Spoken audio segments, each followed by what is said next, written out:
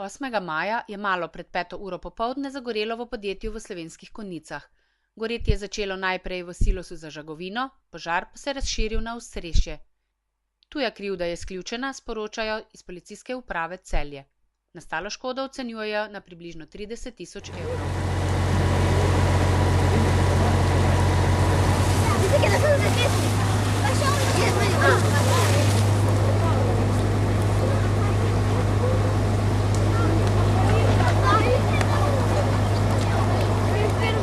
Ob 16:52 je zagorelo v industrijski coni Konus v mizarski delavnici podjetja Založnik v Slovenskih Konjicah.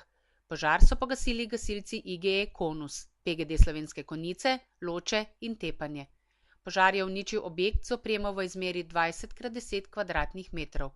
Obveščene so bile pristojne službe, na gasilski straži pa so ostali gasilci IGE Konus, je poročala Uprava za zaščito in reševanje.